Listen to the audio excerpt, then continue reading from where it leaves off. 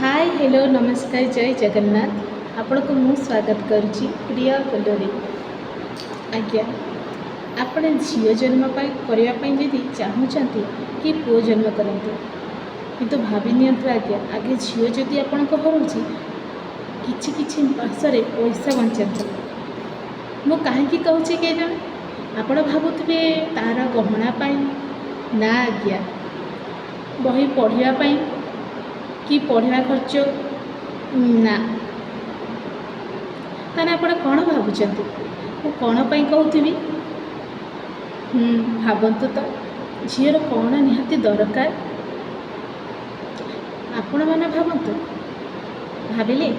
मु कहूँ तार बही खर्च सज जिनस शाशुघर जिनस कि आउ किछि जीवन साथी बाछिबा हो कि जहाँ कौन सी भी जिनस ताठू मूल्यवान है घर आपण झील जन्म करने आगु किछि किछि पैसा रखंतु आज्ञा गोटे घर बनातु से घरे आपण को झील दिने रहिबो काहेकि ना झीर शाशुघर भी न थाए कि बाप घर भी न थाए तादे जियाड़े गले तोर घर कहते किंतु तार प्रकृत घर आगे केठी भी न थाए से जेते काम कले भी क्या संतुष्टि लगे आउ भाई भाउज घर थिले तो आहरी अड़ुआ सी बाहाई सारापर तार ड्रेस को रखापी जगह रुएनी आउ बापा जो रिटायर होती माँ बापा बुढ़ा हेले से झील को घर को आसवाई भी दियंती शाशु घरे कहती तो घर किंतु शाशु घरे तो मन इच्छा से किसी काम कर से आज्ञा बापा माने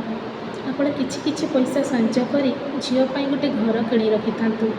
जितेबाला शाशु घर मन दुख लगे बापा भाई मान पाखर भी मन दुख लगे आपड़ सेपारेट गोटे घर कर रखु जेटी से खुशी रही पार मो घर बोली कहीपर